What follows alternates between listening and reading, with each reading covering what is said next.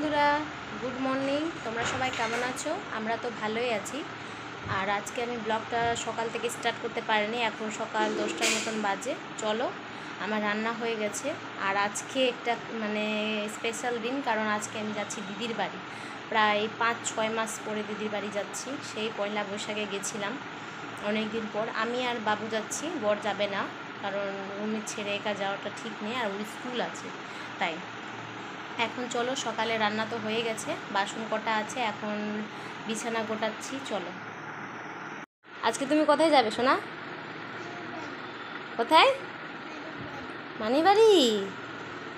এই যে বিছানা গোটাবো এখন, চাদরটা তুলে একটু ঝেড়ে নিব। আর ওদিকে বালিশ টালিশ সব রেখেছি, কারণ আমার বিছানাটা চাদর তুলেই ঝাড়তে ভালো লাগে। আর এদিকে দেখো, ব্যাগ গুছিয়ে নিয়েছি, কারণ আবার গোছাতে হবে, কারণ ছেলের কোটা ড্রেস বাকি আছে।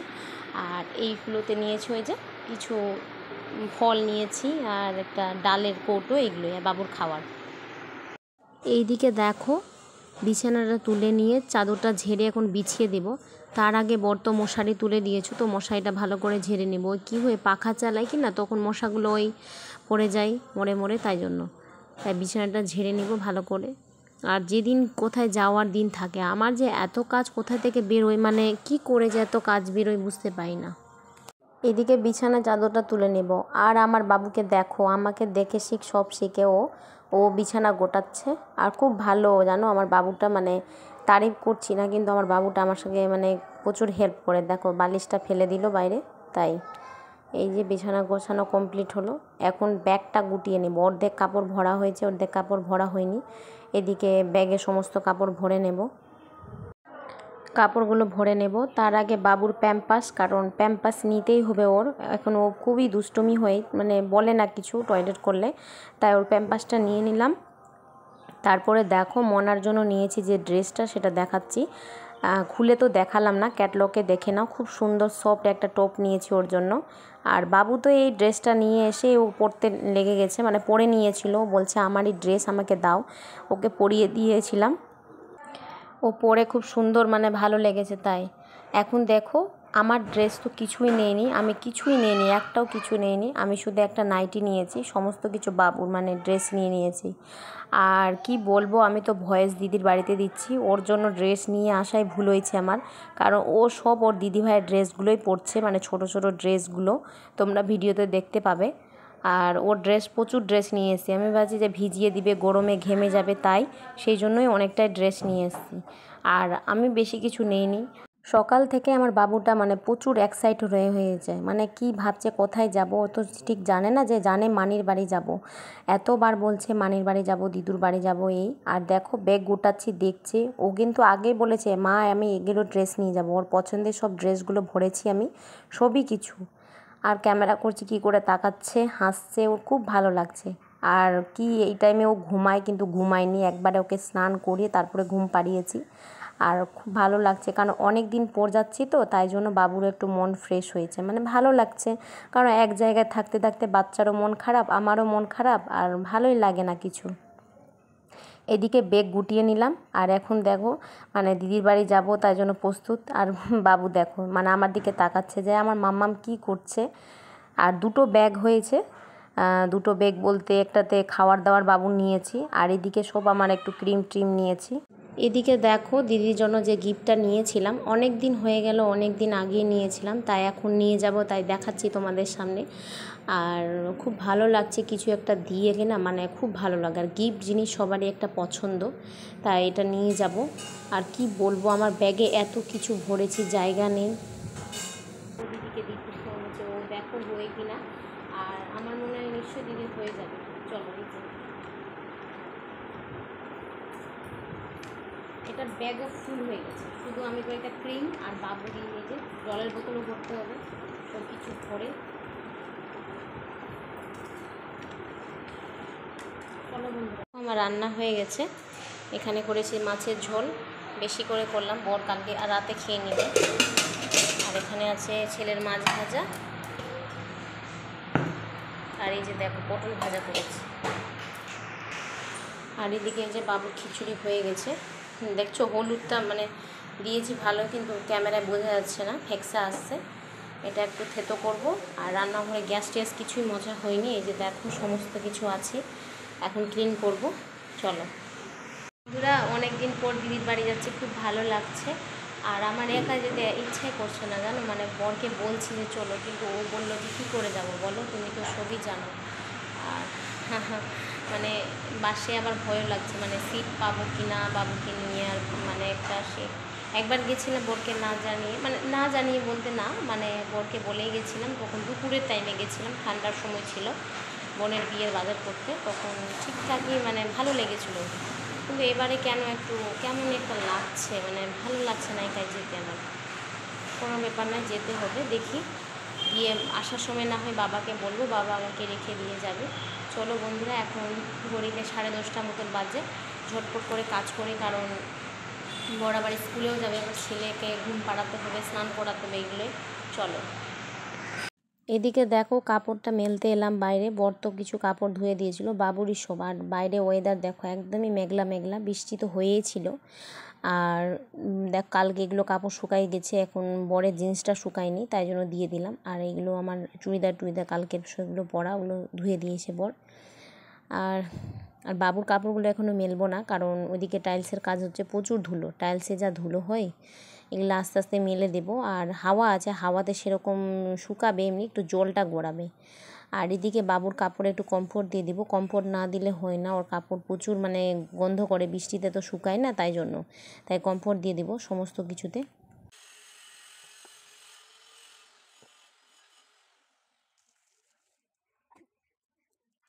বাবুর কাপড়গুলো বারান্দায় মেলে দিব, এদিকটাই মেলে, কারণ এদিকটা একটু রৌদ্র আসে, আর ওদিকটা গাছের জন্য রৌদ্র হয় না, ওই যে বাড়ি উঠছে জেঠিতে, তাই জন্য হয় না, তো এখানে দিয়ে দেবো। আর টাইলসের কাজ হচ্ছে তো, আর ধুলো খুবই, তাই জন্য এখানে দিয়ে দেবো। আর বাবু যে ভেতরে যা দুষ্টুমি করছে, ওকে বলছি বাবু ওগুলো সব ঢুকাও, মানে অনেক কিছু বার করে নিয়েছে, তাই ও কিছুতেই এইভাবে করছে না, তাই মেলে দিলাম। আর বর তো চলে গেছে স্কুলে, একা একাই ছেলেকে বাইরে ঘরে রেখেছি, আর আমি কাপড় মেলছি।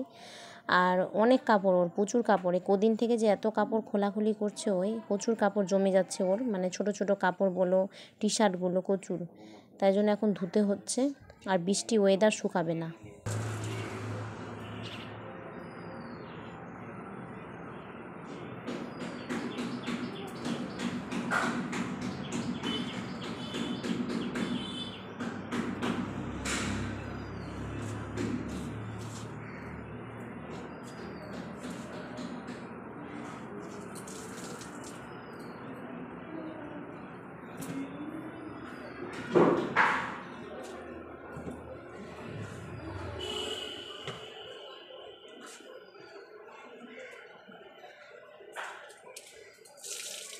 আমার ছেলের কাণ্ড দেখে, এগুলো সব ছড়িয়ে ছিটিয়ে রাখছে, একটু বাইরে গেলে দেখো আমার সব নেল পলিশ বের করেছে, এগুলো গুটাতে বলছি, গুটাবার নাম নাই।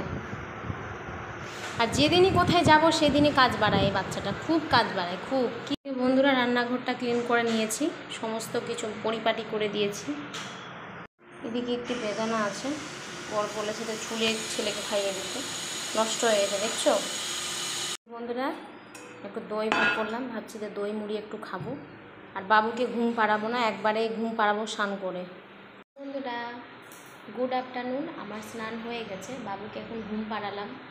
আর বাইরে ওয়েদারটা একটু ঠান্ডা ঠান্ডা আছে, ভালোই হলো, কারণ দিদির বাড়িতে গেলে বাবুর একটু কষ্ট হয়ে যায়, মানে গরম হলে একটু কষ্ট হয়, বাইরে গেলে একটু অ্যাডজাস্ট করতে হয়, সমস্যা হয়। চলো এখন দুপুর 2টো বাজে, খাবো এখন, খুব খিদে পেয়েছে, বাবুকে এই মাত্র ঘুম পাড়ালাম। চলো বন্ধুরা, রেডি হয়ে গেছি, আর বড় যাচ্ছে, ওকে নিয়ে যাব, মানে এদিকে ওয়েদারটা একদম বৃষ্টি মেঘলা মেঘলা, তাই জন্য বলে চলো কালকে চলে আসবে। চলো বন্ধুরা, এখন মালদায় যাই, তারপরে দেখা হচ্ছে। এখন অনেকটাই বেজে গেছে, 5টার মতন। আর আমি চলে যেতাম একা, কিন্তু ওয়েদারটা ভালো নেই, তাই জন্য ভাবলাম যে চলো, বৃষ্টি টিষ্টি রাস্তায় চলে আসবে, বাবুকে নিয়ে সমস্যায় পড়ে যাব। চলো, এই যে দিদির বাড়িতে চলে এসেছি।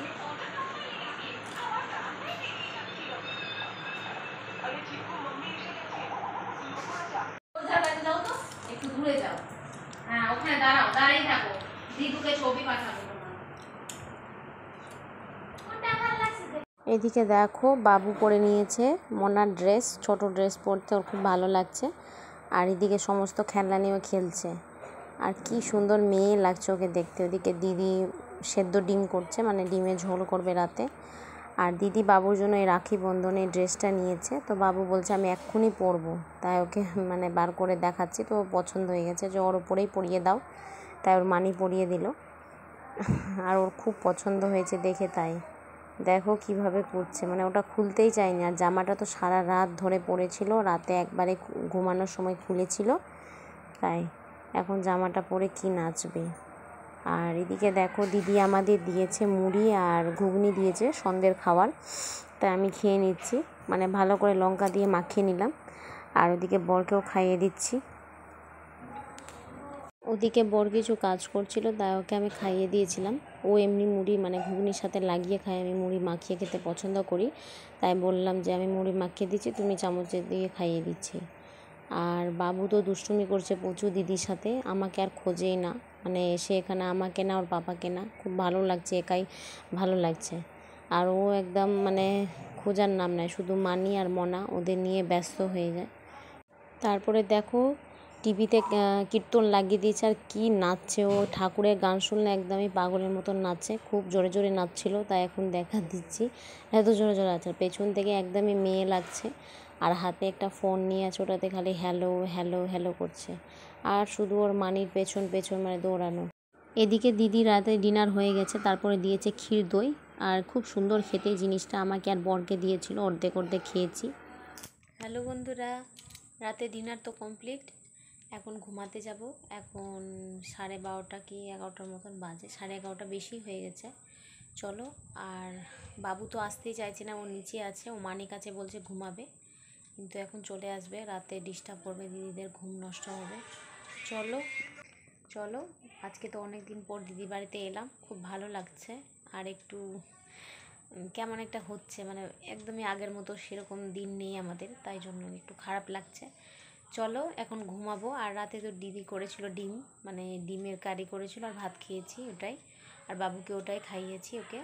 চলো বন্ধুরা, আমার ভিডিও যদি তোমাদের ভালো লাগে please like and share subscribe করে দিবে। আর আগামীকাল তো রাখি বন্ধন, তো কালকে ভিডিও নিয়ে আবার আসবো। চলো।